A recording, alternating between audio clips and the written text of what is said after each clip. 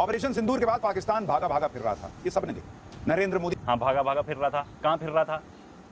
सबसे पहले तो जो उनके फील्ड मार्शल बन गए हैं आसिम मुनीर, वो अपना ट्रंप के साथ लंच करने गए, ठीक है ना, वहाँ भागे भागे फिर रहे थे। फिर भागे भागे फिर रहे थे सऊदी अरेबिया, उनके साथ डिफेंस पैक्ट हो गया। अब लेटेस्ट न्यूज़ अभी आई है कि कतर एंड बाकी कंट्रीज़ के साथ भी ये डिफेंस पैक्ट हो सकता है। वो अब देखो पाकिस्तान को क्या मिलना है उससे, ठीक है, वो डिफेंस पैक्ट इसलिए कर रहे हैं क्योंकि Pakistan is a stronger military. मुझे नहीं लगता ये, इनफैक्ट पाकिस्तानी आर्मी जाके सऊदी अरेबिया में जाके उनको ट्रेनिंग देती है, ठीक है। तो डिफेंस पैक्ट इसलिए कर रहे हैं क्योंकि Pakistan is stronger as far as armed forces are concern. तो भागे भागे इधर फिर रहे हैं। You are right Sushant ji, ये लोग भागे भागे फिर रहे हैं। के नए भारत ने पाकिस्तानी मुनीर का क्या हाल किया, शहबाज की क्या हालत हुई। कोई भी अगर पाकिस्तान को धुआं धुआं कर रहा है तो हालत ये हो गई है कि उसको सपने में नरेंद्र मोदी दिख रहे हैं। भारत भाई मैं तो कहता हूँ ठीक है भाई, दिख रहे होंगे किसी को सपने में, मुझे भी सपने में कोई आ सकता है, अच्छा भी हो सकता है वो चीज़, ठीक है ना।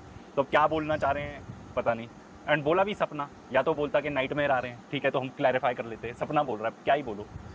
मतलब न्यूज़ के नाम पे हमारे यहाँ इतना कचरा हो गया है। एंड एज अ रिजल्ट, तो अभी दिवाली थी, मैं कुछ लोगों से मिलने भी गया दिवाली पे, एंड मेरा जो एक्सपीरियंस रहा, ठीक है, वो लोग मुझसे एज में काफ़ी बड़े हैं, ओहदे में भी ज़्यादा रिस्पेक्टेड मतलब कैटेगरी में आते हैं, तो मैं ज़्यादा कुछ बोल नहीं सकता हूँ उनसे, ठीक है ना, इन टर्म्स ऑफ, क्योंकि मैं पर्सनल विजिट पे जा रहा हूँ मिलने।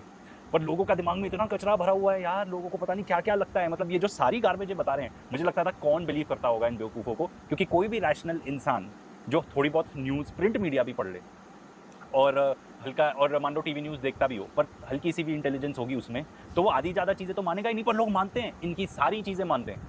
क्या क्या चीज़ें मैंने सुनी मैं तो कैमरे पे बता भी नहीं सकता, पर ये सारी चीज़ें कैमरे पे बताने का क्या, जितनी भी सारी चीज़ें गोदी मीडिया बताती है लोग एक्चुअली मानते हैं। तो इनकी एक्चुअली बड़ी रीच है, बड़ी पावर है। ज़्यादातर लोगों जिनसे इंटरेक्ट करते हैं हमारे दोस्तों से, सभी मानते हैं कि तो बेवकूफ़ी है।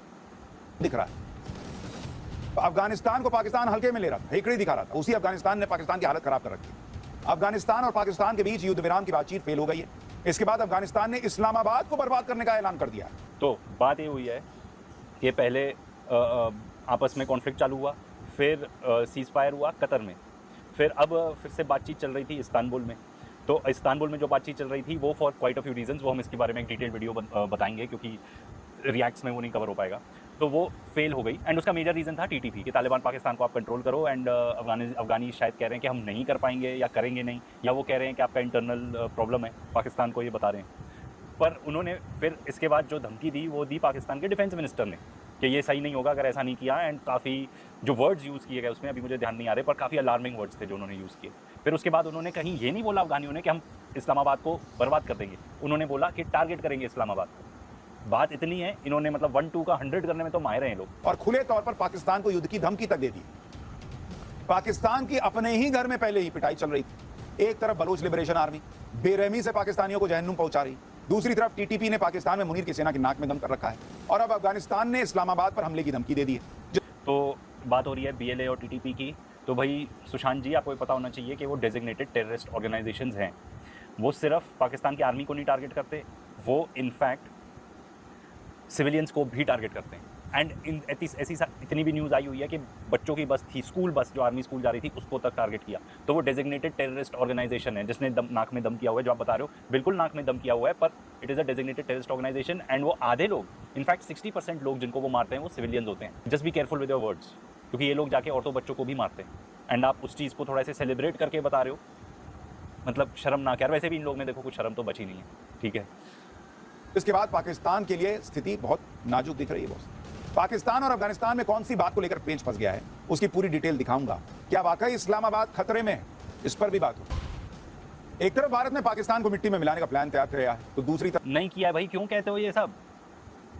हमको भाई शांति चाहिए। तुम कह रहे हो कि मिट्टी में वो करने का प्लान कर दिया है, डिस्ट्रॉय करने का पूरा प्लान कर दिया है।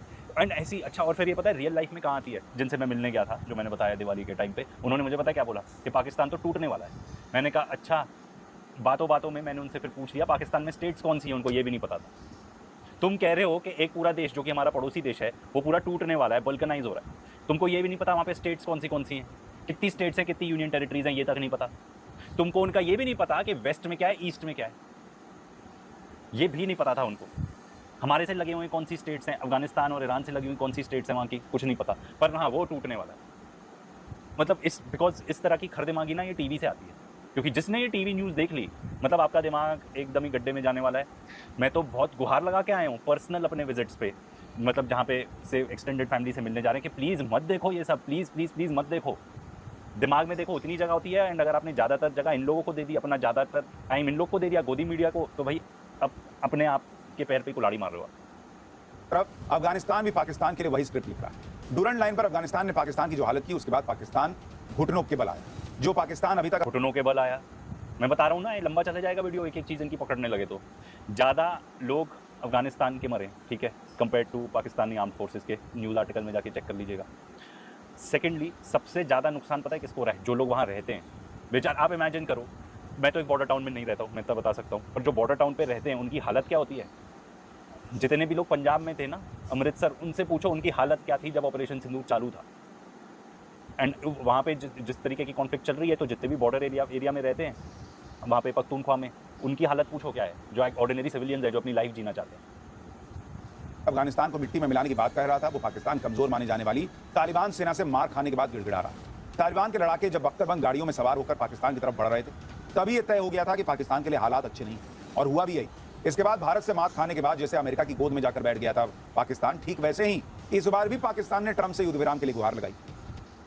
आई डोंट नो लगाई है कि नहीं, वो तो ट्रंप खुद ही कह रहा है कि मैं इनके बीच में भी सीज फायर करा दूंगा। एंड देखो, जो यूनाइटेड स्टेट्स का प्रेसिडेंट है, ठीक है, वो कहीं भी जाके बोलेगा कि मैं इंटरवीन करूंगा, तो आपको मतलब you require a very strong personality, a very strong nation जो कहे कि नहीं आप बीच में ना हो। जी नाज़रीन, देखा तो आपने ये किस तरह हिंदुस्तानी मीडिया जो है ये झूठा प्रोपागेंडा करता है और ये जो है गलत रिपोर्टिंग करते हैं। इनका ये कहना है कि पाकिस्तान को अफ़गानिस्तान के साथ जो जंग हुई है इसमें बहुत ज़्यादा मार पड़ी है, इसमें बहुत ज़्यादा नुकसान हुआ है। इन बेवकूफ़ों को तो जो है वो ठीक बात का पता भी नहीं होता, और अगर पता भी होगा तो ये जानबूझकर ये जो है गोदी मीडिया जो है गलत रिपोर्टिंग ही करेगा। हालांकि सच तो ये है कि इस पाक अफ़गान जंग में अफ़गानिस्तान का बहुत ज़्यादा नुकसान हुआ है, और इस जंग में अफ़गानिस्तान को मार पड़ने से ही वो मुज़ाकरात की टेबल पर आए हैं। इन बेवकूफ़ों को तो ये पता ही नहीं है कि मुज़ाकरात कितनी दफ़ा पाकिस्तान और अफ़गानिस्तान के बीच में पहले कतर में हुए और उसके बाद जो है वो इस्तांबुल में हो रहे हैं।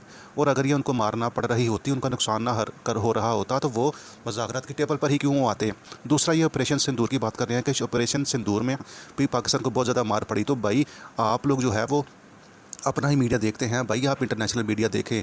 अब तो जो डोनाल्ड ट्रंप है वो भी कितनी बार कह चुके हैं कि इतने ज़्यादा प्लेन आपके गिरे हैं। तो भाई आप जो दुनिया का जो सबसे बड़ा मुल्क है उसका सदर कह रहा है कि अपने इतने ज़्यादा जहाज़ गिरे हैं, तो आप किस तरह कह सकते हैं कि ऑपरेशन सिंदूर में आपको कामयाबी मिली। तो ये इन लोगों का जो कारोबार है वो जो है वो गलत रिपोर्टिंग पर ही चलता है। गोदी मीडिया का तो काम ही यही है। तो नाज़रीन, आपका इस वीडियो के बारे में क्या ख्याल है, कमेंट सेक्शन में अपनी राय का इज़हार कीजिएगा। वीडियो अच्छी लगी तो हमारी वीडियो को लाइक कीजिएगा, हमारे चैनल को सब्सक्राइब कीजिएगा। शुक्रिया।